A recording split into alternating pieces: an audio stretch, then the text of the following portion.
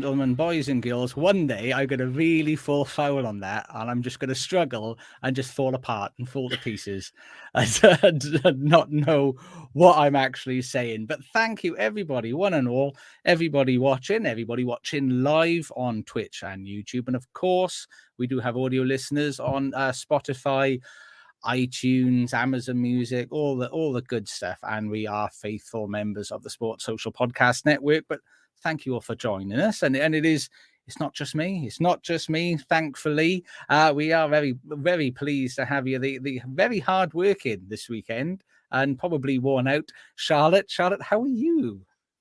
Yeah, I'm really good, thank you. I'm a bit tired, don't get me wrong, but I'm all good. Can't complain. I know you're looking forward to today's podcast. Absolutely. Look at that. There was no prep in that as well. No prep. And as ever, we have Lucas with us. Lucas, how are you doing, my friend? I'm very good. Very, very good. Good, nice, relaxing weekend for once.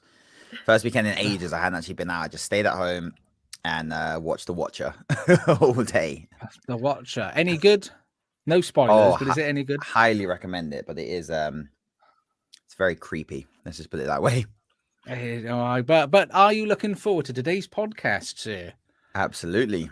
Sensational. And what a team. Just what a team. I can't fault you guys every time. And it's a good weekend. People are happy. Everybody's happy because not only did Man City lose this weekend, which is a joyous event, I think, for competitive sport across the board anyway, but they were beaten by Liverpool. And in my opinion, deservedly so. I mean, what I'll do, guys, we'll get into the sort of minutiae of the game in a moment, but what I quite like to ask and understand is, upon seeing the result, Charlotte, upon seeing that Liverpool defeated Man City, how did it make you feel? Obviously from a neutral point of view, it's always good because it gives, obviously with Arsenal winning, and obviously we don't want Man City to win anything with everything, do we? And obviously Haaland not scoring. Haaland not scoring. I was like, wow, shock. So yeah, that's always a good thing. But yeah, do you know what? Fair play to Liverpool. Fair play to him. And Lucas, how as the Arsenal fan, how did that result make you feel? I mean, I was really looking forward to taking the piss out of you today, but I'll take the hit for the 4-point lead at the top of the table. So yes, thank you very much, Liverpool. It was about time Pep and Co got humbled. Well deserved. Yeah, it was a fun. Obviously, as a Liverpool fan, it was lovely. It was really, really lovely. There aren't enough words or descriptive words I can put in to say how nice it was that we didn't just pick up a victory in the league, but it's a victory against Man City. And in fairness, in my opinion, I think a victory that we deserved. I don't think we were outplayed. I would have been upset if we lost it. The first half, I mean, I saw you tweeting as well, Lucas. The first half was a bit dry, wasn't it? It was, yeah, cure for insomnia that first half. It was awful. It was really awful. And you just kind of knew that was going to happen when it's like Liverpool and City and it's this big battle of the Goliaths, and Liverpool are down in the dumps and City are just like beating everyone with Haaland, and then you get that for the first half. It was just like, it's just typical. But thankfully the second was a lot better. It was. I mean, and I was nervous going in because obviously I think I tweeted back to you. Our back line was James Milner. I mean, I ate my words there. I've got to be. I was the same because I think we said, was it last week or the week before, we made some sort of reference to like he was supposed to be like the water boy or the cheerleader at whatever age he's at. But what a game he had! Right back, he was not. Might be one of your best players. He wasn't. I really thought he had the energy. And that was the next that was going to come on Gomez as well. I mean, I don't know if you noticed, but one of the things that stood out to me is Haaland favoured himself on Gomez. I think he tried to mix it up to Van Dijk in the second half and realised, oh, that's a mistake. But he was most of the game he was on Gomez, but Gomez held him up. He was very powerful. His technique was good. He wasn't overawed by the moment. I mean, he did fabulously well. I was absolutely elated by Joe Gomez, and yeah, it was boring first half, but then the second half, I mean, what a performance. I mean, there's so many points. I've made 2 pages of points of things that I wanted to say, but it'll just bore all of you to death. I mean, the thing that stood out to me, though, when I was watching the second half, then is Salah really reminded me of Luis Suarez. Do you know, towards the latter end, Suarez become like that talisman for Liverpool, and he was trying to do everything. And he was everywhere, and he was tracking back, he was in defense, he was running forward. He was an absolute weapon. And the finish for that goal, I mean, I'm assuming if you've seen anything, you've seen that finish. That was technique, wasn't it? Yeah, it was absolute quality. Quality. It was. I absolutely love it, which is ironic for a Welsh guy with my accent, I'm sure. But the finish was superb. I mean, the fact that he was able to hold the ball up, take it away, and the pressure. I mean, what was that? The 75th minute, I think it was, after that game, after the game that they'd experienced so far. That pressure was it was absolutely superb. But I mean, I want your opinions. First of all, Lucas, your opinion on the goal that wasn't, should it have been, was it not? What was your opinion on that one? The Haaland one. Yes. When he apparently fouled 2 players, Fabinho, and then I can't remember. And then Alisson. Well, I thought it was because Alisson, they're saying he kicked the ball out of Alisson's hand, but that was really, I mean, that was debatable, to be fair, when I watched the highlight. The first one is just soft. I mean, I thought that was just Fabinho not doing his job properly and not staying on his feet. So, I mean, I would have given it as a goal, but I can see why they didn't. Well, yeah, I mean, I got to be honest. I felt the Fabinho one was, I could have accepted it either way. If it was against me, I would have been upset, but I would have taken it. But I thought he actually kicked the ball not deliberately out of his hands, but for me, his foot he followed through with his foot and took it straight out, and you can't really do that. I don't think that's very friendly. But I'm glad we're in agreement that they shouldn't have scored. And I loved how irate and like a spoilt child Pep was after the game. I don't know, for any of our new listeners or people who haven't followed us before, I don't like Pep Guardiola. I really don't. I think he's a one-trick pony, the world's greatest football coach, fabulous football coach, manager. I'm not as sold on, to be honest with you. But his sulking at the end, I mean, what he said, and I didn't like it. He said, you know, well, the refs let the game go. He's let the game go until we score, but then that's Anfield. I sort of thought, well, he's let the game go to see what happens and to allow you the opportunity, and then so he can review it. And that's what they do. They review things, and so he has allowed the game to flow, so then he can review it. And if it's wrong, it's wrong, and you just got to suck it up and stop whinging like a spoilt child after it. But I mean, I've got loads of notes here. But I mean, Lucas, I think you watched the game live, didn't you? Yeah, I watched it live. What was the standout point to you in that second half that you really enjoyed? That I really enjoyed. Yeah, you love to see. I love Thiago. I really think Thiago is a brilliant footballer, and he was just you just tell when a footballer is just technically another level over majority of other players, especially in midfield. And he is just, not to say he's above like De Bruyne and Rodri, they're also very good, but he's just outstanding. He just, when he's in your team, more the other way around, you take him out of your team, and Liverpool really do suffer. You really do. Yeah. So he was brilliant. I was really confused as to why Pep didn't make any subs. That was a bit odd, because they weren't getting anywhere. And then as soon as you score the goal, Foden, Gundogan, maybe even 3 subs should be coming on. Like as soon as the goal's gone in, maybe even like an attacking left back. Could have brought on Gomez. But that was really weird. I don't know why he didn't make any subs, because when I looked at the bench and I put it out, I was like, Cole Palmer, Alvarez, Grealish, and Mahrez all sitting on the bench. Oh, the poor lamb. and it was like he didn't make a first sub until the 88th minute or something. I thought that was really odd, but Pep does that. He has this thing in him where he just does these weird things. Exactly. Like what was the positioning in some of the players? I was like, well, I know. I mean, that's what I was going to touch on. I mean, and Rusty Shackleton in the chat, because for our audio listeners, we are live. We have touched on this originally. Shackleford. Sorry. No, I think we stick with Rusty Shackleton. Yeah, Let me go with that from now on. Rusty. I'll just call you Rusty for now. But yeah, we did touch on that at the start. Gomez, yeah, did have a hell of a game. But I mean, the things that stood out for me, obviously, I mean, first of all, I'll put the Liverpool side of it to bed. We were fabulous. We played really, really well. Our best offensive display all season. Funny how you take out the least concentrated defensive-minded player in your team, and all of a sudden, defensively, you're much stronger. Who would have thought it? But I thought everyone played well, and Salah is just he's got a point to prove, and he was superb. Yeah. So Liverpool perspective, loved it. Man City, and this is what I said earlier about, for me, Guardiola is a great coach.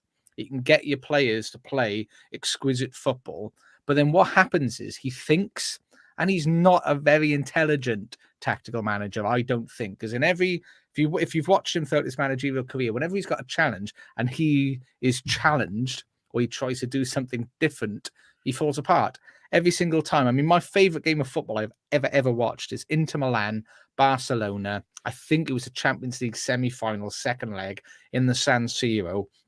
And Jose just destroyed him tactically. He went man for man. He went up against, even went down to 10 men. But what he did, because Pep had Messi and would always play to how Messi wants him, he was trying to play the ball through. So Jose just stuck on his big players, pushed everyone out wide. So all Barcelona could do was cross the ball in. That was it. So instead of, I think he had Ibrahimovic and Thierry Henry in the team at the time. Did he sub either of them on? No. What he did was take off a big player and brought on Bojan and continued to try and play the same. And he just couldn't do it. He got tactically. He panics, or he just thinks he's, or if it's an ego thing where he's like, I'm going to do something that no one else is going to do, or does he just panic? I think it's the ego thing. I think he thinks he's been built up to this thing because he managed a team with Messi in, and he just overthinks it, because every time it's him making a change, never works. Champions Leagues consistently, and he changed the formation and everything, and it just didn't work for him. But I was worried I was cutting Charlotte off. I thought you were either agreeing with me or you had a point that you wanted to make then. So. Oh no, just agreeing. That's the right. That felt really. But I mean, yeah, as Rusty Shackleford, he tricks it, and he does. He makes staff decisions, and then. But then the other thing that I haven't liked around this game, consequently, I mean, I don't know if any of you caught our Light Bite, which is our short form format that takes place on a Thursday, which is going to be myself and Sam this week. We're giving Charlotte the week off because she's worked so diligently. She's been an absolute warrior for the pod. But I mean, they both spoke very eloquently about respect and how players should respect each other, managers respect him, but as fans, we should respect the footballers. And I thought what was disgusting for me during that game, the things that really stood out, was, first of all, I mean, Pep screaming at the ref as he's walking past him. And this is what annoyed me a little bit. As the referee's walking past him to the VAR screen, Pep is in his face, screaming at him, really rollicking him and intimidating him, but nothing happens. And then at the second half of the game, when Bruno Silva does his judo throw on Salah and then elbows Salah in the face, and Klopp loses his shit, and he gets sent off, and he should get sent off because it's wrong.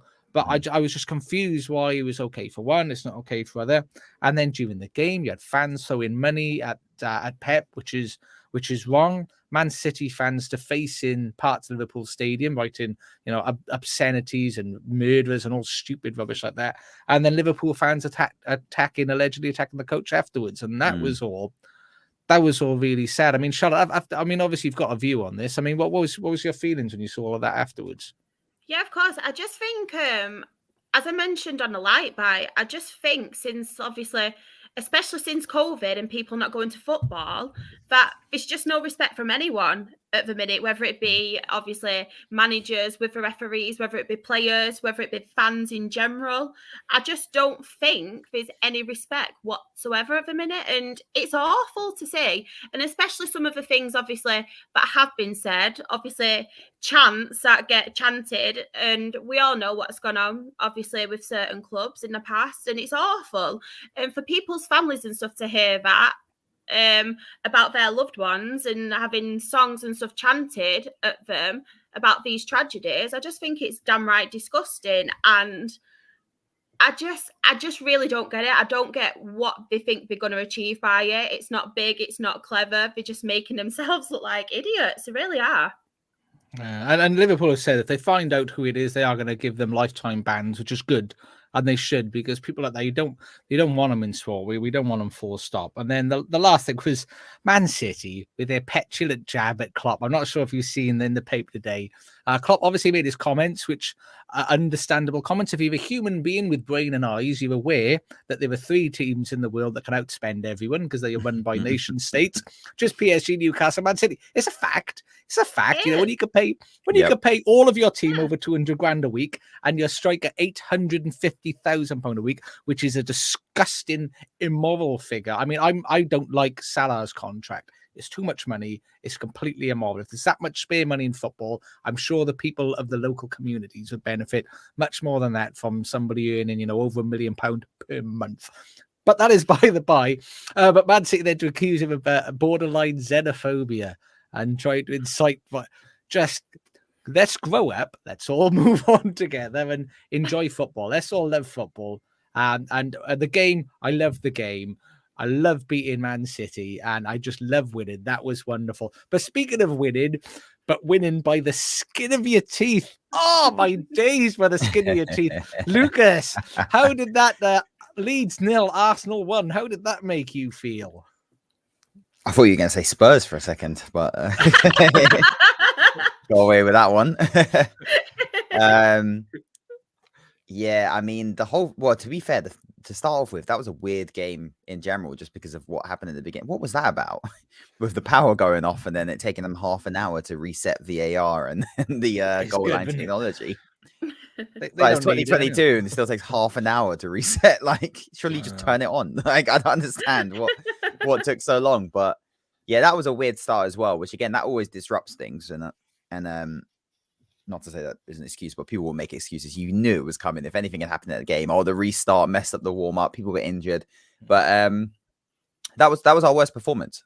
But I don't mind winning ugly. I'm not someone who hates on Mourinho and Simeone and Conte's style of football. Like, yes, it's boring from time to time, but if it gets results, especially Mourinho in his prime, I have no complaints. Same with Simeone. Simeone won 2 league titles in La Liga against Madrid and Barcelona in the last decade, and he plays some of the worst, most horrendous football I've ever seen.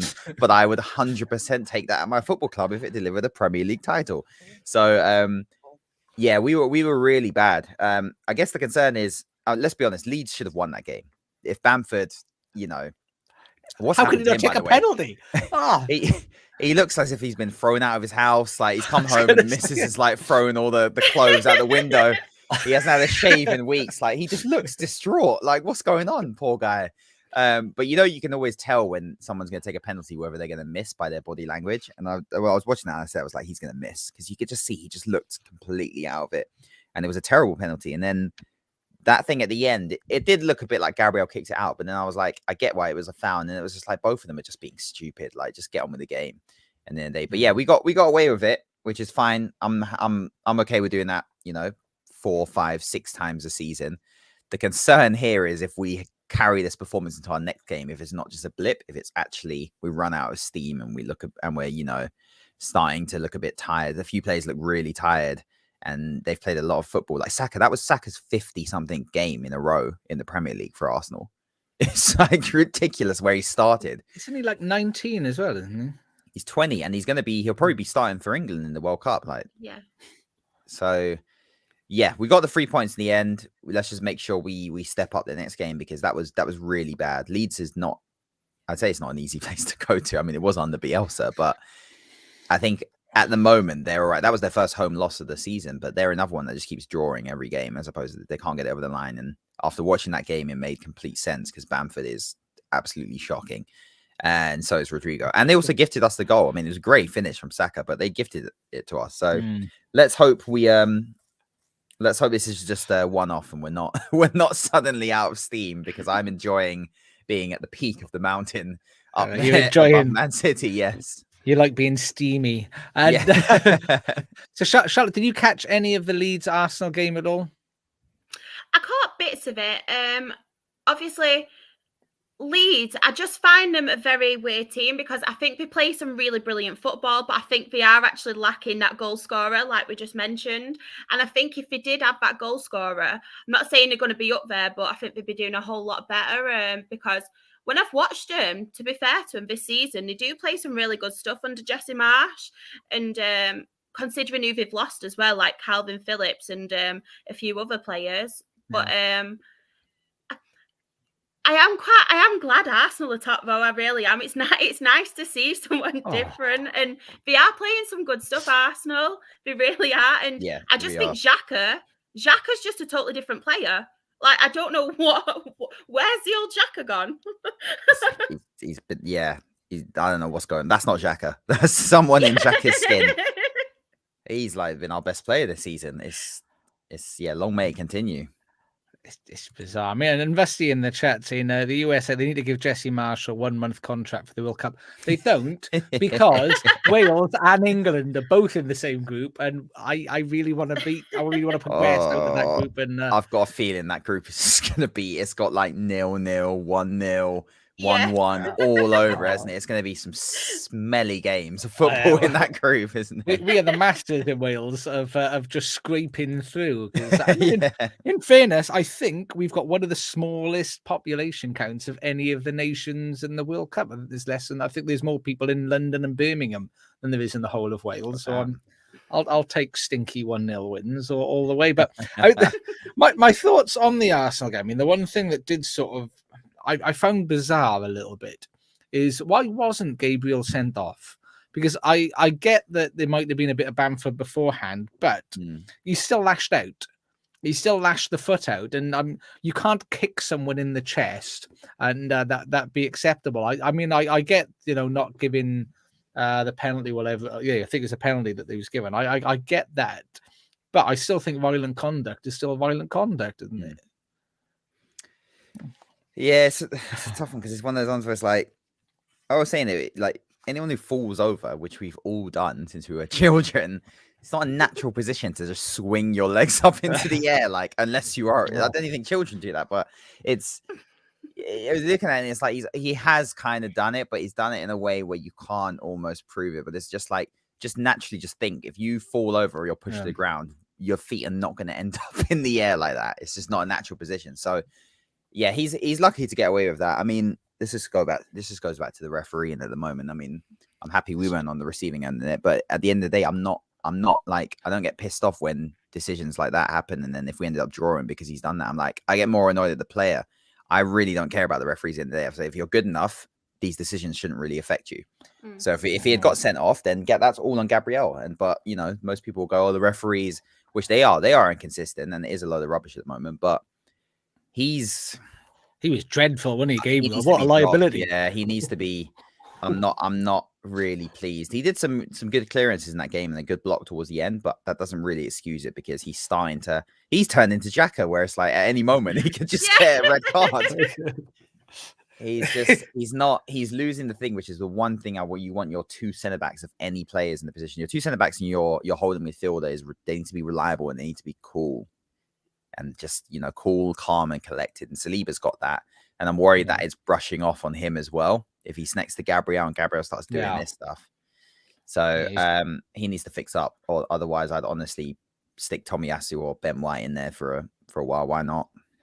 Because where's Tomiyasu playing at the moment? Because he was out on like left back. That's weird as well. We got Toney on the bench and he's sticking with his Tomiyasu left back, which I think is really odd, but you don't change a winning team, I guess. So it's very strange. It is. It was very ropey. But Arsenal, they still won it, and they still remain top of the league.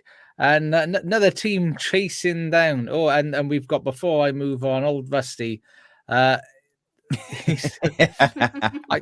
don't understand that. What does that mean? The bozo gene.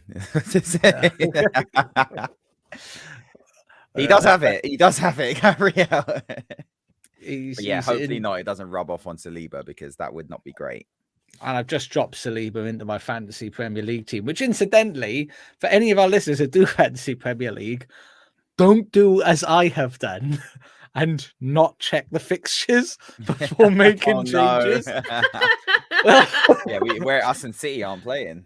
I've already got 3 City players and 3 Arsenal players in my squad. And when I went to make a change, I went to make a change, didn't check the form, any of the games, and I swapped my striker for I swapped Jesus for Ivan Toney, so I could bring Saliba into defence. So you've done two transfers.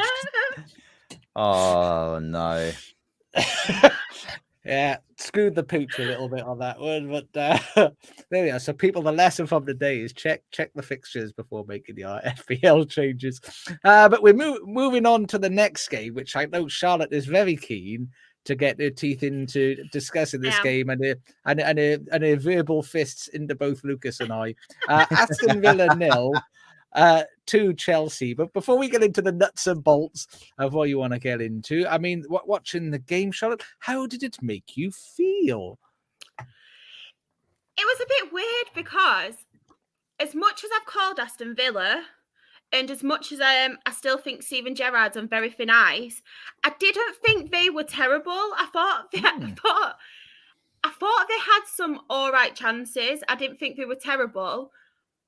But I just think Graham Potter has got Chelsea playing some really good stuff, and just some of the football they've been playing. Mason Mount obviously scoring. Won't get into that just yet. I think even his goalkeeping decision as well. He's playing Kepa at the minute, and I think he's doing very well in there. But yeah. Can't fault Chelsea under Graham Potter at the minute. I was a bit unsure. I know it's still early days, and I know there's a lot of when you get a new manager, they obviously perform for him and stuff at first. But yeah, I can't fault him at the minute, Graham Potter. Didn't he say Kepa was like at the best display in the world or something along those lines in the after the game?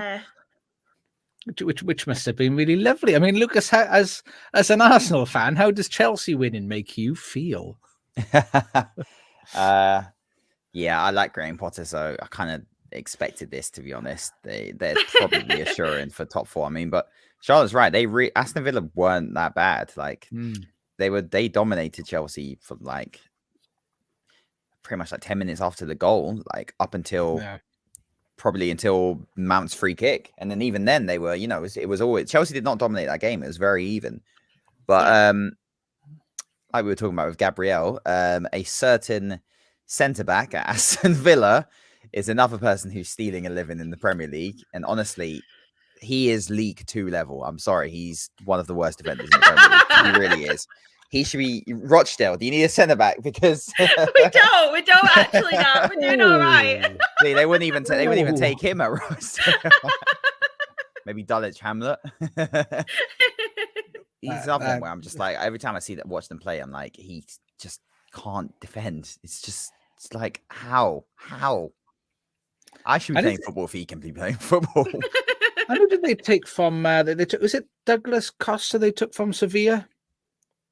I know you're talking about. He's injured though, isn't he? He's injured for like I was going to say, yes, he's still injured at the moment. Yeah, he is. Cons is all right, but Mings is just... Mings Maguire. He's Maguire level. He's that. And Rusty in the chat. Rusty knows, yeah. Rusty's on it. Tyrone with the aptly surname Mings, and Kepa had a good game. I mean, I agree. I love Stevie. Me and Stevie, if ever he wanted to have take part in adultery, I'm here for you, Stephen. And I won't tell the papers. I won't go on running around, running my mouth. It'll just be between me and you. And but they did play well, and I thought it was unfortunate. But Chelsea had a star player, didn't they, Charlotte? They did have a star player. The star player that everyone was calling last week, and I couldn't have my say because I wasn't on the pod. I was in the chat, and honestly, I was twitching. I was like, I was so tempted to join the stream, even though I sounded like Marge Simpson. I was so tempted to jump on because I will admit I am a Mason Mount fan. I really am. And don't get me wrong, it is only Aston Villa. So obviously They're not a great team at the minute, have they? They're not in the best form. It is only Aston Villa, but that free kick he scored, I'm sorry. And in the Champions League as well, I think, really good. And I think in the Champions League during the week, I think, did he get an assist as well? And I think he got a man of the match as well. He does get the numbers, and he's starting to at the moment in the last couple of weeks, but he's just so horrible, that guy. I was watching it and I was annoyed. I was like, oh no. I was like, the Mason Mount fans are all going to be back again, aren't they? That's me. Charlotte's army. I can't figure him out. I can't. He just what is he? I don't know what position he plays.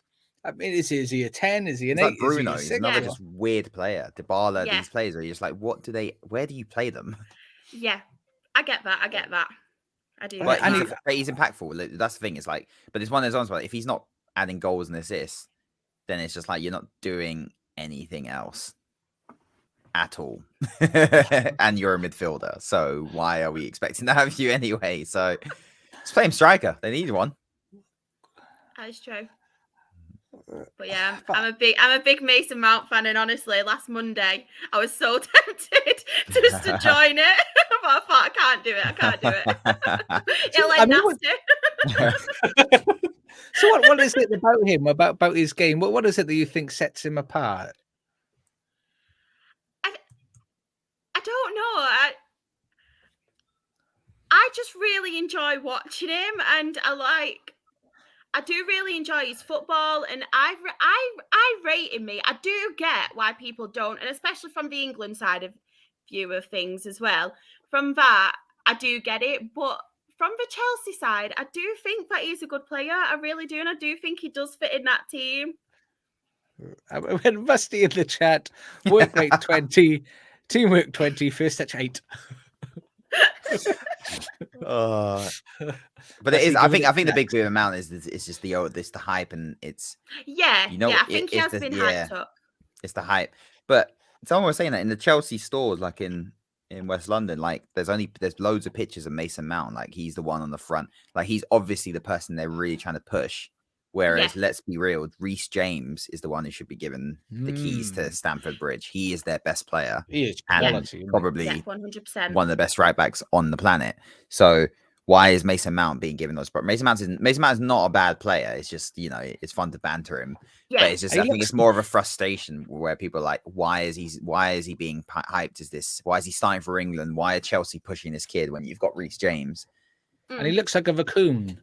Exactly. Just really good. Charlotte doesn't like that one. I'm not even going to get into this. You need to get your missus on the Photoshop there and get that photo done. Oh, that's it. I'm gonna get like with a shirt like that says Mount on the back and this raccoon turning right. I'll rage leave in a minute. I'll rage quit. Well, I mean, he played well, and he's just doing bits. He might be watching. You never know. We might have Mason. Hi, Mason, if you are. If you are watching, you are my GOAT and best player of all time. He's watching it. He's going, right, you bastards. You wait till next week. Yeah, right? exactly. I'm going to tear some shit Arsenal, out. Liverpool, and then when they get Rochdale in the FA Cup, he'll score an own goal. There you go. I know. You'd be running over to Charlotte like, yes. searching you out. But yeah, but I mean, Chelsea continuing to play well, and they are in the top 4. But going from what was quite an entertaining game to which was an interestingly crap game, which is Manchester United 0, Newcastle 0. Which I gotta be honest, I predicted Newcastle to win that one. I thought they were going to do it. But as our resident closest to Manchester, look, watching that game, Charlotte, how did it make you feel? I honestly thought it had 0-0 written all over it. And I think it's because, especially with me being on Twitter as well, I'm more active on Twitter. I joined the Twitter spaces as well, and I like listening to like football fans talk. And the way both Manchester United and Newcastle fans were hyping themselves up And honestly, I was listening to some and they were like, oh, we're going to do this and oh, Callum Wilson's going to score. And then we had, oh, Marcus Rashford this. And I thought, you know what? This has got a 0-0 written all over it. It's going to be a really boring game of football. And I was right. I was right. It was a strange one. I mean, It was weird. I think I don't know why it didn't get going. I mean, look, did you have the good fortune of catching any of this game? And if so, how did it leave you feeling? I was trying to watch I had Villa, Chelsea, Arsenal, Leeds, and United, Newcastle, all of them. And I was just watching between them. And Villa, Chelsea was probably the better of the three. But that United, Newcastle game, I couldn't watch more than 5 minutes in a row. It was just that it was a masterclass in just awful, overpaid football on Man United's side, and then Newcastle just aren't there yet. But and they're obviously away from home. Old Trafford's not the easiest place to go to, even how bad United are. But they're just not very good. They're not good, and I can see Ten Hag, but I mean he's just not. He's going to really struggle for the next two summer windows, to be honest, to shift this team and get the players that he wants in, because some of those players in the football pitch. Right, I'm sorry, but Fred, I'm not having it. I'm not. United fans so many of them keep trying to push this thing that he's actually not this bad. He is awful. What is going on here? He is terrible. Fred and McTominay. I prefer McTominay to Fred, because at least McTominay will pop in a few goals here and then. Yeah, and he'll give you 8 out of 10 in a big match and run around and kick people. Fred can't even make 5-yard passes. So I'm like, I just don't. Players like that, and I see it, and then Rashford comes on for Ronaldo, and I'm like, what? That sub made no sense whatsoever. And then they start crossing the ball in when Rashford's there, and it's like, why didn't you do that when Ronaldo was on the pitch? Because he might have scored with that header in the last minute. But it's so what's the word? Doesn't have any balance. The team just has no. It's so imbalanced. Yeah, he's from he's not Brazilian. No. all of our audio listeners, you can follow us live on YouTube and Twitch. And Rusty Shackleford, not Shackleton. Fred is from Stoke. I think he played better if he was from Stoke, to be perfectly honest. I mean, I think what McTominay's got over him is just that passion to play for United. Yep. And in fairness to Fred, he's played in the wrong position. He's always been more of an attacking midfielder. When he was at Shakhtar Donetsk, that's where he played. He was at attacking midfielder. So it's really bizarre to see him there. I've checked my notes. I'm struggling to read my handwriting, but I've got penalty ? Which I sort of remember there was a penalty claim in the game, and it was against United, and I put down, yes, it is a penalty. What happened? I cannot remember. Did anybody catch that at all, or should we just move on from that penalty claim? No. But that's how exciting it was. Get that game in the bin. I mean, but there was my only 2 other takeaways was Joe Linton had another the double post solid game. Yeah, so did you see that? I thought the ball was going to go through the post. So they go, and then the Ronaldo. Sancho, Sancho's another one, but Ronaldo, the Ronaldo, we can't miss the Ronaldo. Poor guy, he really wants to score. He was like, I tell you what, are you going to take that free kick? Let me take that free kick. First, I'll just have that. And then Alan Shearer giving Sancho shit on Twitter. Oh yeah, which is, I don't think he enjoyed Sancho's diving. I don't get that with Alan Shearer. It's like, come on, how many players go down in a simulation now? If you can't just pick, you really can't single out individuals anymore. Like we always say it was Neymar, but let's be honest, they all do it. How many players in the Premier League alone are now just going down easy? Saka does it for Arsenal. Harry Kane does it. Son does it. Richarlison does it. Højbjerg does it. I'm just going to go for every It's everywhere. But I mean, a game where I'm sure there was definitely a penalty given was Brentford 2, Brighton 0. And I mean, my biggest takeaway on this wasn't Ivan Toney awfully good? I mean, Charlotte, did you catch that at all? And as somebody who's been watching the lower leagues, you would have seen more of Toney than we have. How good is he? I know we've seen a season already, but tell me. Yeah, it's really good following his journey, and I love like stories like this where obviously from lower league. It happened obviously with Jamie Vardy as well. Started off obviously with lower league and stuff, and he just improved and improved. And with Toney in particular, I know there's a lot of speculation that Manchester United are interested in him as well. Maybe he could be the missing piece of a jigsaw, or maybe it could be like a move too high for him. Who knows? But I just think with Toney, it's very frustrating at times because I feel like he does have it in him, but it can also at the same time be quite, like I said, frustrating. But when he is on form, it can be absolute fire. It can be brilliant. Yeah, and that back heel goal, that was sweet, wasn't That was it? something. That was something good. Oh, Something special. I love that. Cheeky little dirty goals like that. I thought it was fantastic. And I mean, we all, as a sidebar, just to give a little, just a little glimpse into the future, we all predicted incorrectly on this game. We all thought Brighton was doing this, and they didn't. They didn't do it. But I mean, I'm conscious at times. So I'm not going to linger too much on this. But my takeaway was it as people who are of supporters of the English team. Obviously, I am not. I am indifferent to the England side. Is Toney going? He's going. I mean, because you need really 3 strikers, I would say. And for me, surely that's Harry Kane, Tammy Abraham, and Ivan Toney. But it's just not happening. What do you think, Lucas? Is he going with you? And if not, why not? No, I don't think he's going. He should be, but I don't think he is. Southgate's clueless. Exactly. Yes. I was gonna say. He's clueless, and it's just. I'm really looking forward to the World Cup. I'm like, let's get it over and done with, so we can get an actual proper manager in, because it's just, it's ridiculous. Because once we see that squad, we're all going to be like, wow, okay, what's Maguire? Okay, Maguire's there, Henderson's there, and no Toney, cool, no Maddison. Okay, definitely makes sense, doesn't it, Gareth? But yeah, I don't think he'll go. I think he will take. I think he'll take. Well, obviously Kane. Tammy Abraham, and I think he'll just take the 2. Rashford, yeah, and then Rashford's a hybrid like winger / that's why, and he'll justify it that way. I mean, for you, Charlotte, is should he be on the plane? 100%, and they've always said they'll go off like form players and stuff like that, and people who are performing well at the time. But it never happens, and it really annoys me because every manager we get says this, and it's just the same old. And with England, sorry, I'm getting really passionate about this now. With England, we have had the best squad that we have had in years. This is the best squad we have had and the best talent we have had in years, but it's wasted with Gareth Southgate. It is wasted. Complete. I mean, I was on the Unbelievable Streams podcast last week, and I voiced my frustration with Southgate, and I got questioned. Why? Is it just because he doesn't like Trent? And I was like, no, because he's not as good as that team is. He's not as good.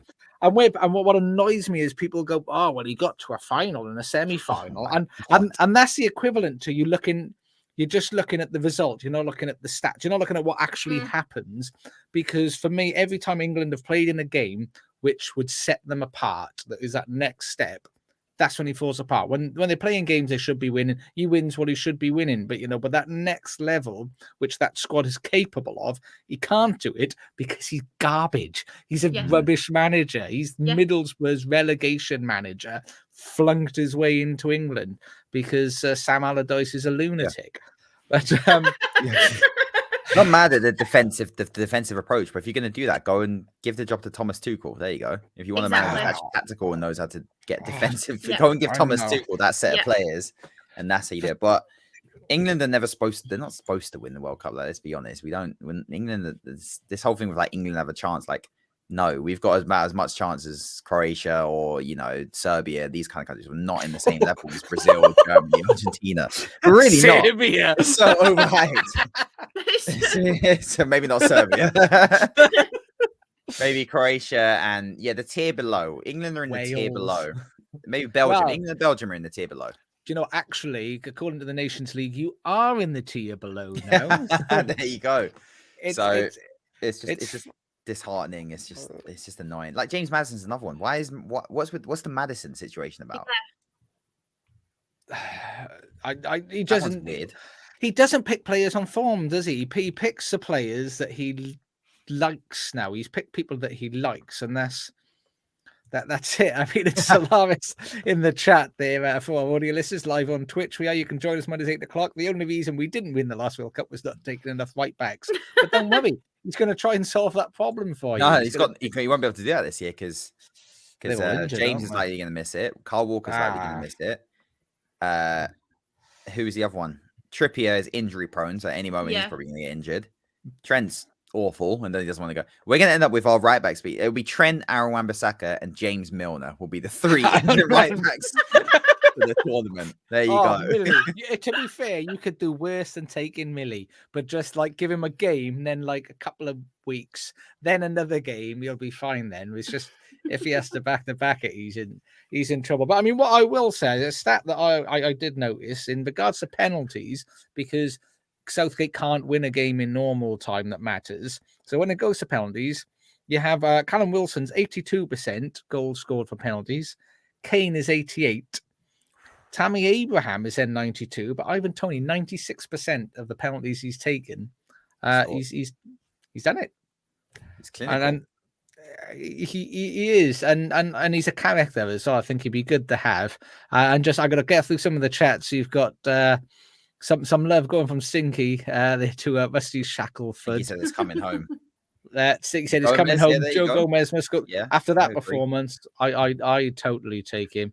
And Mings should be going. Mings wants holiday to. I can watch that video over and over again. It will cheer me up. It's one of those things that's football. You're like, how is a Premier League footballer doing this? It's magic. It's magic stuff. But I mean, but that covers us off all of our Premier League games. So we're going to try and whiz through now some of the international games. I'm conscious of time, and I want to get to some bits with Charlotte later on that she's been up to. So what I am going to do, we're going to pull up now. Normally, if you watch us ordinarily, Sam does cover La Liga for us. And he's got a fascination with the retirement village of Seville. But Seville, they actually won a game. They won 1-0. I think it was a 1-0 sort of last gasp victory against Mallorca. And but my big focus for La Liga, because this is Sam's baby, I don't want to take it away from him, was it was El Clasico weekend. And what on El Clasico I made notes, and I was watching. The first thing that I saw, which really wound me up actually when I was looking at El Clasico, was Del Piero was being asked about it. And Del Piero says the problem with Barca, there's no leaders. You know, Real Madrid have got young players and some older players, but Barcelona have got Sergio Busquets. The disrespect. That's the first thing. I was like, you got Lewandowski. Debatable though. But Busquets, I mean, to say there's no leaders and you're Busquets in that team, and Piqué. Oh, yeah, I was going to say Piqué, De Stegen. So there's all leaders in that team. So Del Piero, I take exception with you, my good sir. Yeah, and we're gonna let it slide though, because Del Piero was just he was great. Yeah, he was sensational. But I mean, some of the things that stood out. So those of you, if you haven't been following at the moment, so as you can see, Barcelona, they are at the top there. They've not been as clinical and comprehensive as they have been. They've scraped a lot of goals 1-0. But they picked Busquets did actually start in this game, and a lot of the feedback, a lot of the notes from the highlights I saw. Oh, he's slow. His turning circles slow. He can't move, and his reactions are just gone. On the ball, he's great, but he can't do it. But what Barcelona were doing, if you looked at the stats, they had a huge amount of possession, huge amount of shots on target, but they were so deep, and they were just like inviting pressure and playing the ball around themselves. And one thing I think we touched on when we were talking about Real Madrid in the Champions League last season was Real Madrid can play bog standard and then just do you straight away. They can do something, and Benzema style though, isn't it? It's never that they never dominate the games, but it's just there's little quality in certain areas of the pitch where they just like it's almost like playing FIFA. That Real Madrid team under Ancelotti, it's brilliant. Yeah, and that's the stuff that they were doing. So Barcelona boss in possession. in their own half, but not able to sort of really get any attack. Lewandowski missed the easiest, clearest chance of the game, unfortunately, which was very out of character for him. But Real Madrid, they were just clinical. I think Barcelona made some changes. Xavi made a few changes and brought Gavi on, mainly for Busquets, which brought that impotence in. But they weren't able to do it. So at the end of El Clasico, the first El Clasico of the season, Real Madrid comprehensively, even though it was 3-1, I think it was 2-1 before the penalty in like the 88th minute, which a lot of the Spanish commentators were saying, what's the point? What's the point of that? we're 2-1 down. We're not doing anything. We're going to get hammered anyway. And then it was right at the death. But that 2-1, I think it flatters Barcelona actually, because Real Madrid they were like didn't get out of third gear in that game. They absolutely dominated them and bossed them. And just in the chat, we have had Man City apparently have won best team of the year. I don't know if people are surprised with that Ballon d'Or like night. it's a load of waffle. Like all of it is just rubbish. They are. How is Man City better than Real Madrid in that year, considering Real Madrid have a Champions League and a title? It's just bizarre. And I think if we got anything else that we've missed out in there, Rusty Shackelford having to take motion sickness pills.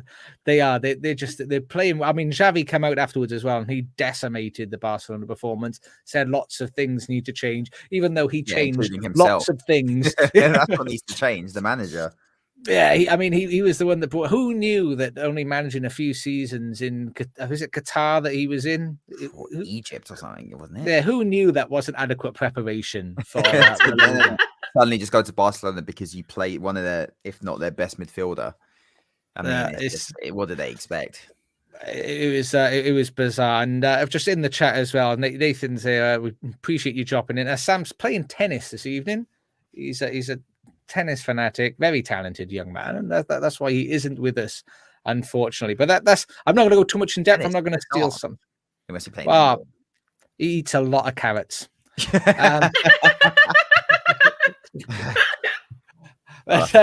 that. That sounds like an excuse. I'm playing tennis tonight. I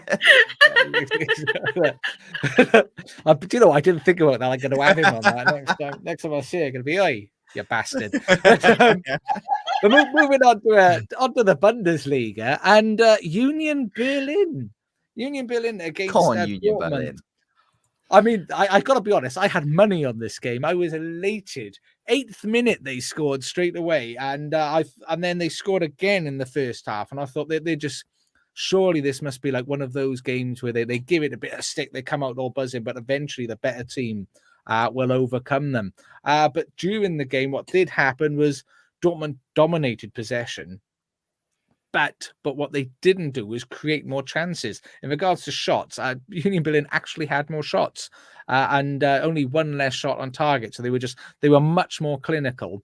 They behaved, they just conducted themselves really well. I mean, but their pass accuracy was 60%. You don't see that a lot. Sort of less than 80%. You don't see a lot in professional football teams. But despite that, they're just more clinical. They're really outperforming themselves. And I think my understanding is last season they finished 5th. But what they do have is they have some really good wing play. So if you do get a chance to watch them, they really they're a bit like Sheffield United in regards to the way that they utilize their wingers, their wing backs, and they're playing some really interesting football. But yeah, they did Dortmund 2-0 to create that gap even further at the top of the Bundesliga, which is. It's just beautiful. It really makes me so happy to see that. Unfortunately, I mean, Bayern Munich did win against Freiburg. Freiburg were in 2nd place previously, but and they didn't just beat them. It was 5-0. It was a bit of a decimation. As Eric Maxim Choupo-Moting even scored as well, and that must be heartbreaking, really, when you got Choupo-Moting playing against you, when they think they could play him against you, let alone him scoring. But Bayern Munich won that. That was taking them up to 5-0. And and at the moment, I mean, Leverkusen, they're not doing it. They are struggling. Have they pulled the trigger yet? Xavi Alonso's just joined. Xavi Alonso yes. Yeah, he had the one game in charge, which they won 4-0. And I think he then unfortunately lost 5-1 to Eintracht Frankfurt and was went down to 10 men. So there is still work to do there for Leverkusen, and Dortmund sitting in 8th. Unnerving times at the moment. They're going to have to make some changes. I do like Alonso, but if you're in a relegation battle, why do you sign? Yeah. What? Just go and get Sam Allardyce. Like, someone who knows what they're doing. It's such a weird signing, like someone who's literally never experienced anything like that. Where was Alonso before? Wasn't he managing like a B team somewhere? Real Sociedad B's team. He got them promoted and relegated. But, it's strange. I hope he does well, but it's just that I don't understand that with clubs like. But fair enough. It is, and Sinky Belinky pointing out as well that Leipzig are also struggling. Yeah, where were they down in 10th? Well, they're on 15 points. They're only 4 off second. It's just, I mean, Union Berlin is just. I mean, you got underneath Berlin, you got 19, 18, 17, 17, 16, 16, 16, 15, 15, 15. You get down to 12. Mad, yeah, and still being for a shout with that. It's anyone, and Rusty is saying, as long as they don't sign Ralph Ragnick, or Ollie. Fine. But I mean, quickly catching up with the chat here, Sinky Belinky's telling us so Gary wins the Golden Boy, night, isn't it? Yeah, Vinicius finishes 8th place. What? That's Vinicius Junior. That was the mentalist thing I've seen. And Lewandowski won best striker. But winner of the Ballon d'Or. So how does Lewandowski get best striker if Benzema? It's just nice. Oh my god. It's such it's nice to be nice. Let's not leave everyone out. Like, let's give Lewandowski something. So Benzema was the best player in the world in the year, but Lewandowski was the best striker. But Benzema is the striker. It must be his all-round game because Benzema's really well known for his tracking back and last-ditch back. That's why he's just a footballer. That's it. Wow. That's what it is. But we'll move on. I don't know. I mean, I haven't spoken to you, Lucas. Have you actually prepped for Serie A? Because I have indeed. I'm not watching. I'm not watching the football. I refuse to watch the football. I'm sorry, but I always thought Serie A defensively was very technical. It's a joke. None of these teams can defend. Look at the goals. Look at the goals for and against in the stay of this table. None of the Italian football, they can't defend. It's the same goal. Every team scores the same goal. It's always a shot from outside the box that gets deflected and then someone taps it in. Or it's a break and it goes down the wing and it's crossed in and then someone headers or volleys it back post. It's the exact same goal over and over again. But, however, I will give them some props in that. It is very exciting at the top. And all these teams, the 10 of them that are in the title race, all picked up 3 points.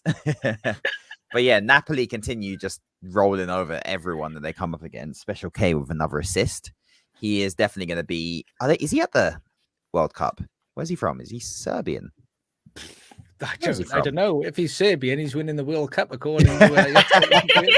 Well, they have a better chance in England. Where's he from? Chat. Where is Special K from? He's from, because I remember seeing it and I was like, oh, that's unfortunate because I was thinking they've got no other players who are actually any good.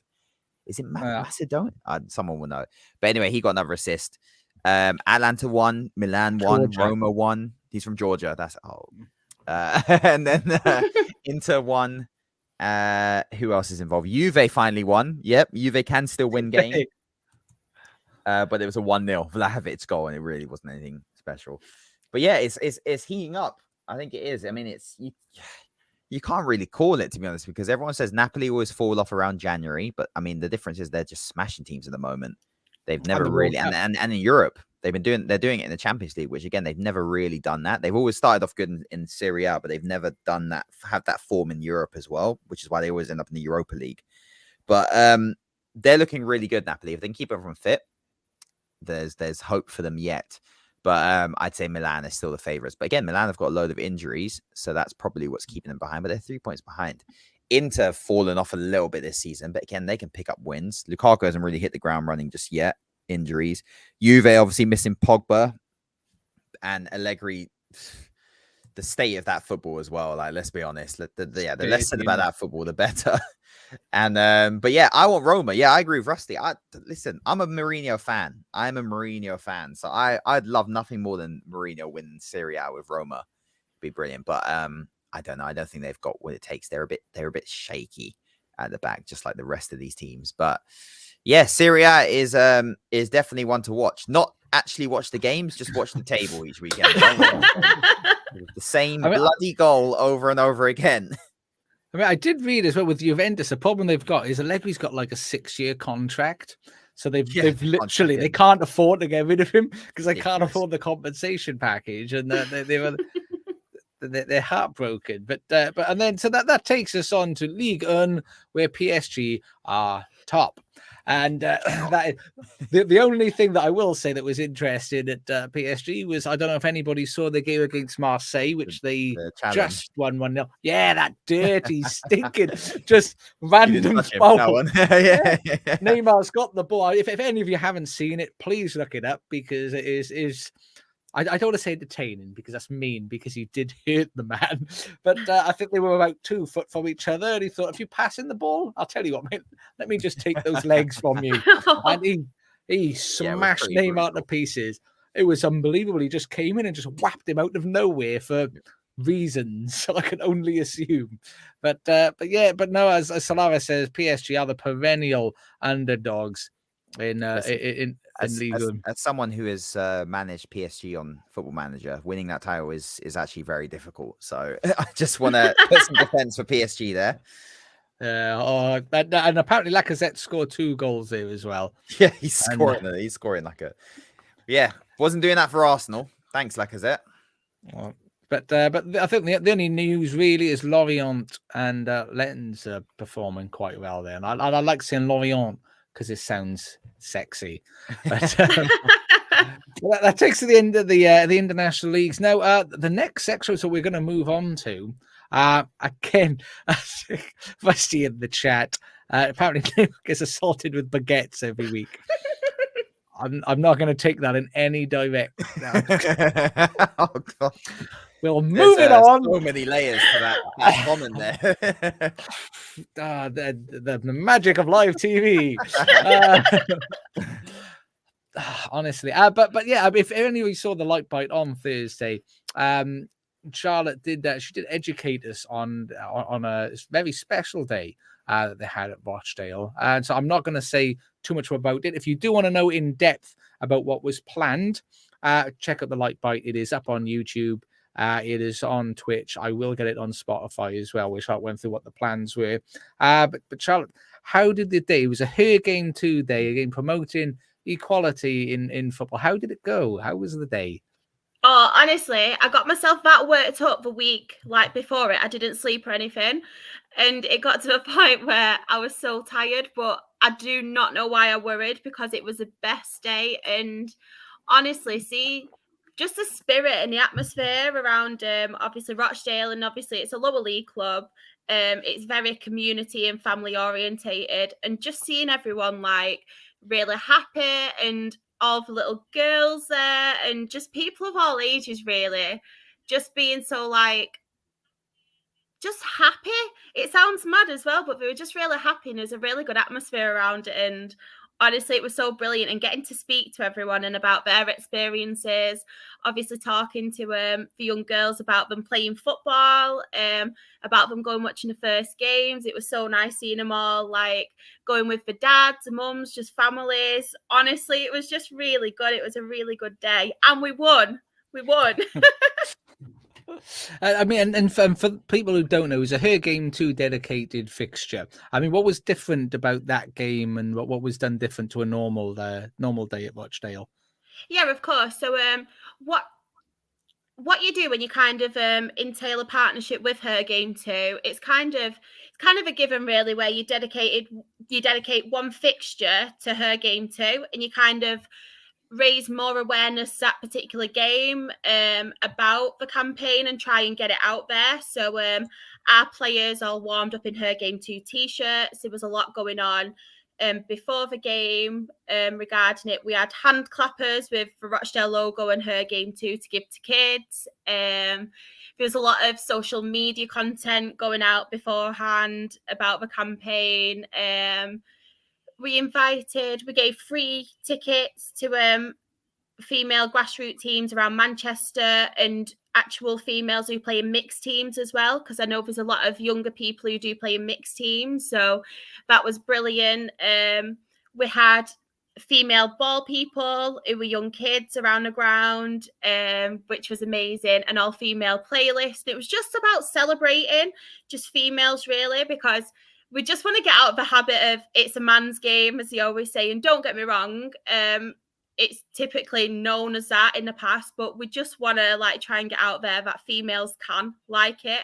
We do have an opinion, and we can like football. We can play football. I can't personally. I'm shocking.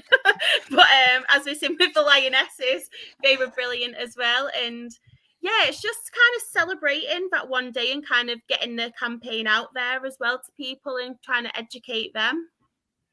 No, and that's fantastic, and it'd be a great encouragement to other teams to sort of do it in the same way, because I don't know whether it's just because I follow you on Twitter, and so I do get a lot of Rochdale stuff pumped into my feed, but I haven't seen any other teams sort of do things in a similar way. So it'd be really good if that did sort of pick up, and I think, like you said, the atmosphere. Then I think when there's a focus around something that is away from the actual tribalism of the game itself, it's really good, and it does produce a sort of better atmosphere. So we're all very proud of you, Charlotte. Oh, very thank proud. you. Thank you so much. Everyone's been amazing as well. Obviously, the feedback I've had after it, and I've had dads messaging me and being like, "Oh, my little girl, they've seen you and they were so happy to have a picture with you." And there was one celebrity. As well.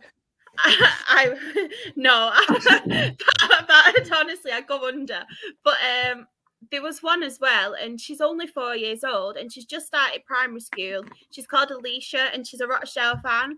And she came home one day, and she just said, girls can't play football. I've been told girls can't play football. And she's in reception, this girl, so she's only 4. So her dad actually messaged me and said they're just trying to encourage her now. So she's been going to games. She's now got a season card. They sent a picture in, so we've done a little bit on our website and stuff about her. And we've actually got her in the match day program as well. She doesn't know about it. This is Saturday's game. So it's just little things like that, just trying to encourage people. And for someone such a young age to think that as well, I just want them to get out of the habit of that. Yeah. No, that's really great, and well done to the club itself for allowing you to get that involved, because I don't think there's a lot of clubs that will allow a fan, essentially a part of an organisation, to get that intimately involved in everything. Because I'm assuming you were probably quite integral in what was going on there. Yeah, honestly, they're amazing. And what I did obviously before leading up to the fixture, I will admit I've got an obsession with PowerPoint. So every idea I get, I have to put in a PowerPoint. I've got to do it. So they said to me, we're thinking of doing it on this date, which was obviously the Salford fixture, but it got rearranged due to the Queen's death. And then obviously it got rearranged against Barrow, which was on Saturday. And I came to them with all these ideas in this PowerPoint. And honestly, a majority of them they took on board. It's like the player advocate as well. Richard O'Donnell, our goalkeeper, that was my idea. And from having that initiative to then it be set out, and we've actually got someone, and the first ever male player advocate, and it's a Rochdale player. It's just amazing. And honestly, the club as a whole, whether it be a fan, whether it be someone who works there, whether it be a player, the chairman, the manager, they've just been absolutely fantastic. And I think that's what I like about being a Rochdale fan, in the sense of the community fan-owned club, because as much as I do love watching the Premier League football, I just feel like you are just a number there, whereas at Rochdale, your thoughts do get taken on board. You are taken care more. You do have that relationship with them as well. So as much as it is frustrating being a lower league fan and not having them resources and the money and everything, you do get rewarded in the fact that you are thought of more. Yeah, and again, genuinely, we really are really proud of you, and we're proud to have you as part of the pod. And well done for all of your work, and well done to the chairman as well for facilitating that and letting it all happen. But we are, how are we doing for time? We're okay for time. Charlotte, give us your lower leagues. Give us the lower league update. Yeah, well, it's been a bit dry on news, so I think I'm going to have to go straight into the results. But you guys will be happy to know Norwich are not in the top 2 in the Premier League. You have got some familiar faces, though. Burnley and Burnley and Sheffield United are top of the Championship. No, you did there. It's almost like saying you've won the lottery, and I'm going, yes, you're like, you've won £5, and that's it. On 25 points. So Burnley absolutely battered Swansea 4-0 at Burnley. Vincent Kompany, he seems to be doing bits at the minute with Burnley. They're picking up form and stuff, so they're going pretty well. Sheffield United got a 3-3 draw, but I do not know if you have seen, but it ended in a brawl. 4 players got sent off. 3 for Blackpool.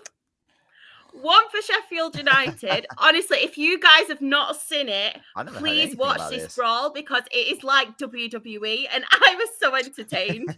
Like, if we could have done a WWE commentary over it, or if we can do it between us and make a TikTok, please do, because it is the best entertainment you'll have seen all week. It was brilliant. So honestly, if you've not seen it, please check it out.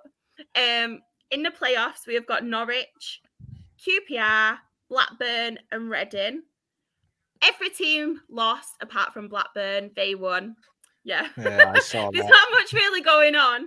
And in relegation, the same as last week, Middlesbrough, Huddersfield and Coventry. Middlesbrough and Huddersfield both lost 2-1, but Coventry won, so a bit of hope for Coventry. A bit of hope for it. So that's the Championship. League One, the top 2. No change there. Plymouth are still top. They have a 4-point lead as well, and they won 4-1 over MK Dons, who were struggling at the bottom. Not a nice position to be in. I know that. And Ipswich lost as well, so they're kind of getting tailed back a bit now, Ipswich. Thought it would be a bit closer, but losing a bit of form. In the playoffs, we have Sheffield Wednesday, another Sheffield team. I still can't believe they're in League One, to be honest, because they're quite a big club. They won 2-0 against Cambridge. Portsmouth, Peterborough and Barnsley are also in the playoffs. Okay. And in relegation, we have Forest Green, who drew 2-2 at Port Vale. MK Dons, who lost 4-1 at home to leaders Plymouth. And we have Burton and Markham, and they drew 1-1 against each other. Now, League Two. Portsmouth have never been promoted, right? Since they went down, they League Two, right? What was that? Sorry. Portsmouth haven't been promoted since they were. No, they're in League One as well now. Yeah, League One. But yeah, they've never been promoted since then. They come close, honestly. They come close every year, and then they tend to like tail off a bit. Yeah, but yeah, it's mad as well because they still get the crowds. So, if, we played them a few seasons ago, and the crowd was absolutely massive. We didn't bring that many, but we still bring like quite a big number. It's just mental. But League Two, I'm actually really happy to talk about this because we are not in relegation. We are 21st. So I'm really happy about that. We beat Barrow 2-1. Our Her Game 2 fixture, Liam Kelly scored a great wonder goal. If you've not seen it, check it out. I will be testing you too as well to make sure you've seen it. And Quigley as well, scoring against his old club. And former Rochdale player, Niall Canavan, shot from a set piece, scores a header. Everyone scores against us, against the set piece. Top 3, Stevenage are still top. They drew 1-1 to struggling Gillingham. Second place, Leyton Orient drew 0-0 against Northampton, who were in third. And the playoffs are Mansfield, Bradford, Salford and Carlisle, who beat Doncaster, and they actually sat their manager today, Matt Sheffrey. So yeah, that's the only bit of news I've really got for you this week. We all don't want Salford to get promoted, I assume. Do not get me started about Salford. There you go. Do not get me started about Salford and Gary Neville. Bloody Neville. No. That's for a different podcast. Yeah. We can do that in a light fight. Relegation, we've got Crawley and we've got Hartlepool. No Rochdale, Wait. What you want to do is just screenshot that, and then that you want that to be the party line for the rest of the season. And in the chat, you got Sparky's doing well at Bradford. Found his level. Dreadful.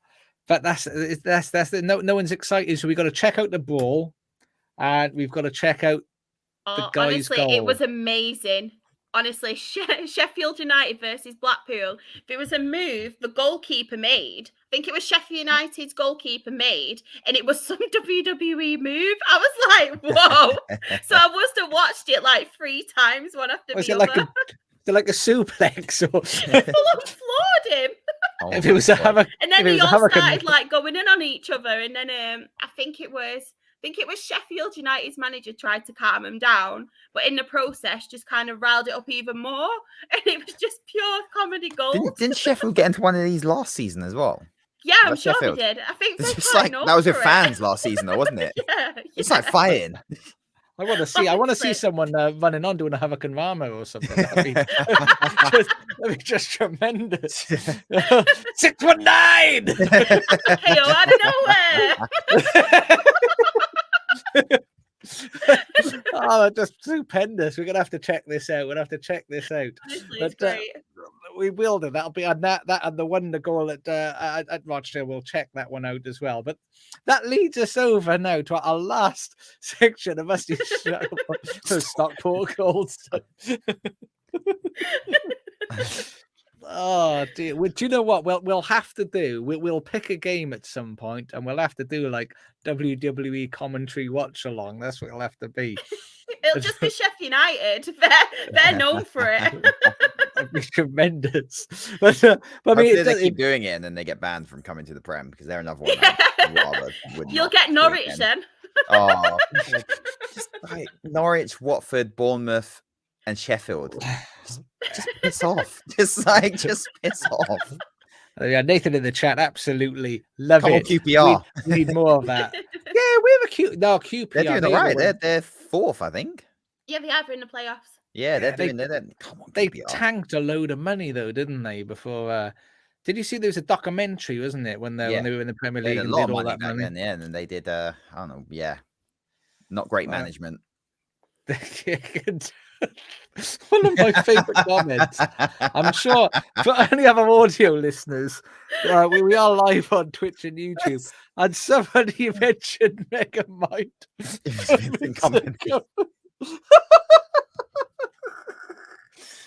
Oh, that just killed me. I was gone, absolutely gone. I got told off for highlighting it just in case. It's funny. But that takes, something that is quite funny. This moves us over to our prediction leagues. Now, I don't know if anyone can remember the predictions that were made last week. But these photos are terrifying. I'll give you the rundown. In essence, so Lucas predicted no games correctly last week, and I predicted one. I think I called the stinky draw at Fulham and Bournemouth. Sam also predicted only one game right, with the stinky draw at Fulham and Bournemouth, and then Charlotte managed to get one right, which was the stinky draw at the Uniteds. So that's how it stands at the moment. So Sam's lead. We're all very tight there. So Sam is leading us. He said 3 correct predictions. Bear in mind, this is out of, I believe, 12. so far. I think we've done. Oh my god! I was just going to say, is this 1 week or is this since we started doing it? This is since we've started doing it. Oh, I wish I didn't know that. In my head, I was like, "Oh, it's not bad for the weekend. No, I'm sure. Not bad for Sunday. Sunday at 2 This is- p.m." This is either our third or fourth week. This is depending on what number pod this is. I can't remember. However many pods is, that's how many we predicted. So it's either 8 or 12. Oh my God. Didn't I say Liverpool? No, you said a draw. Damn it. I think you said a I said draw. United. I Sorry, the other way said a around. draw as well. Yeah, I should have had faith. My wife rollicked me. She's like, "You didn't back your own team." I was like, "I wanted to, but who would have known? Who would have known that was going to happen?" But yeah, but we're all basically. I really is. I do really well on football accumulators, but I just avoid these games that they'd be really difficult games to call. But yeah, so at the moment we're not doing especially well at covering ourselves in glory. But is this all going to change this week as we look at this week's games? I imagine not, but I've got this. we'll see. So, and I am gonna get Sam to send us through his prediction as well. And so the first one, thank you very much in the chat for Torstein Solheim. Someone else can pronounce it. If I get it wrong, I do apologize profusely. But thank you very much. I'm glad you've enjoyed it so far. But the games we're looking at, first one, Man United Spurs. Charlotte, Man United or Spurs or a draw?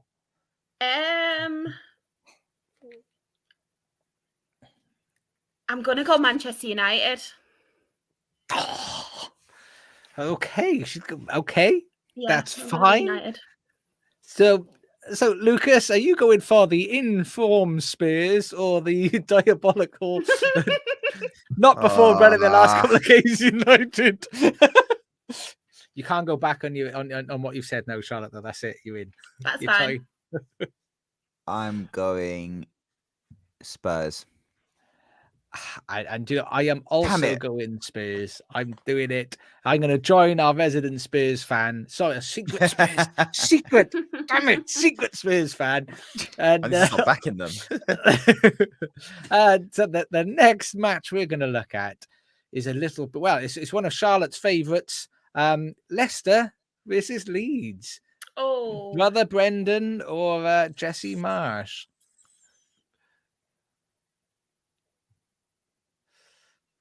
oh, that's tough. That is a tough one. In our defense, this is why we don't do very well, because I don't pick the easy games. It's a tough week, isn't it? I mean, they're all tough. Look at our score.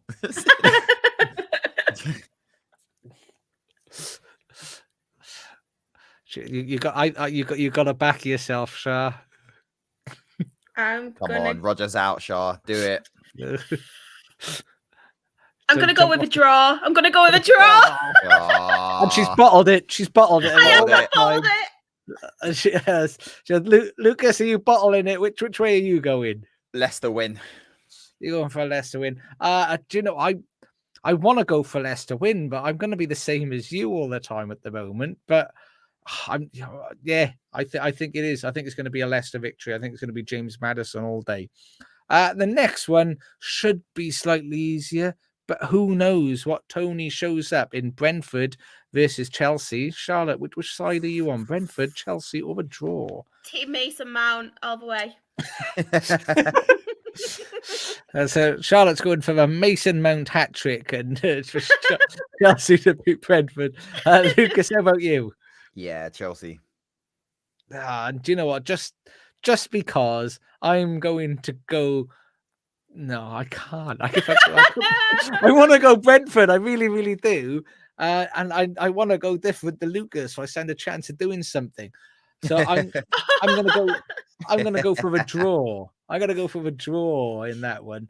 And the last one, another question, local derby. Well, that's what I'm thinking. And Toney could be on it. They could spoil it. But the last one it's a stinky, dirty game to try and call. Charlotte, Crystal Palace or Wolverhampton Wanderers? I'm going to go with Crystal Palace. Oh, straight there, straight in there. No hesitation at all. And you, Lucas, Palace or Wolves?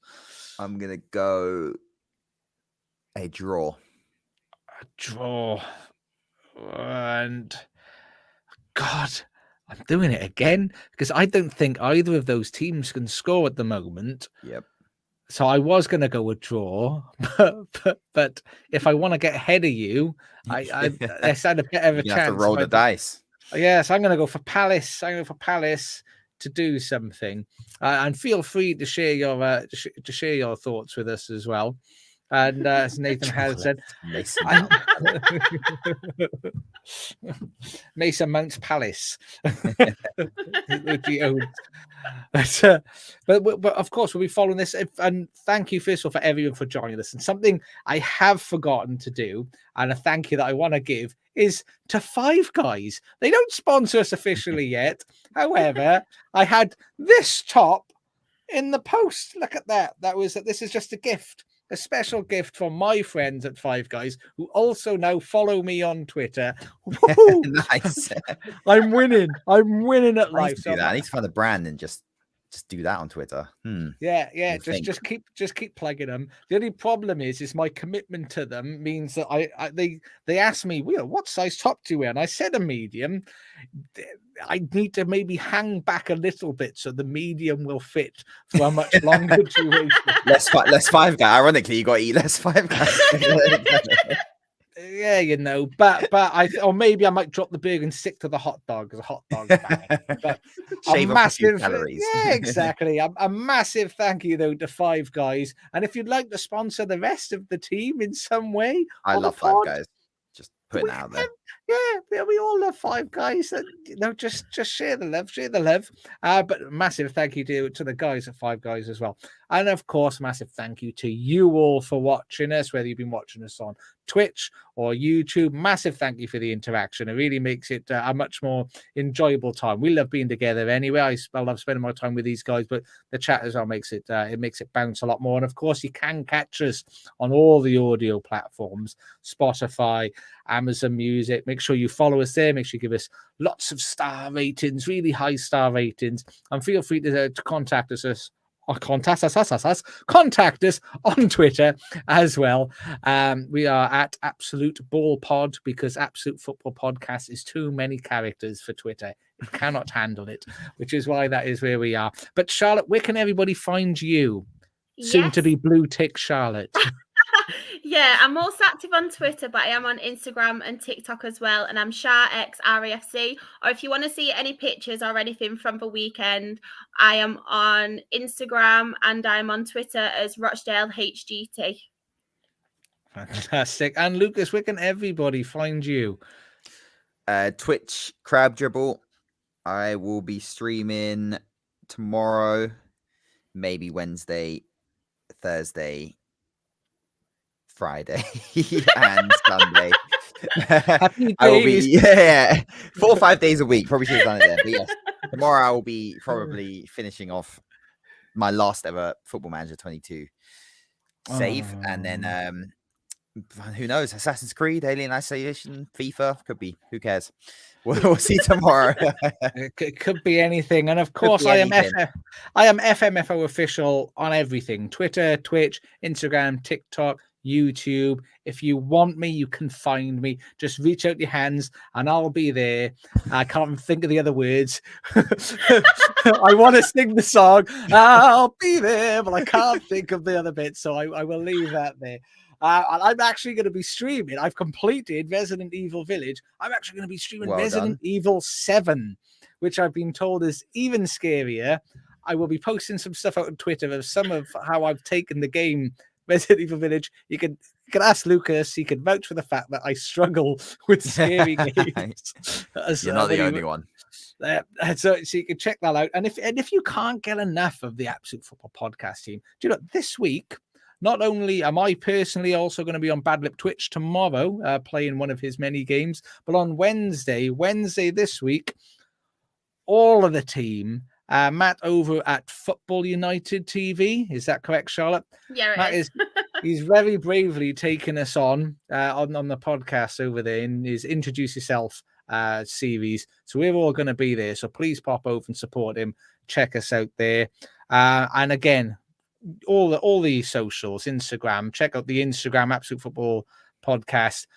Twitter, all of that jazz. We are absolutely everywhere. I want to thank you all massively for joining us. I hope you sincerely enjoyed it. And on Thursday, 8 p.m. is going to be myself and Sam taking on the Light Bite, probably talking about his experience this week at Southampton West Ham. This is the first Sam will have heard of it, so get ready to tell us all about it. But thank you all for joining us, and we'll catch you all very soon.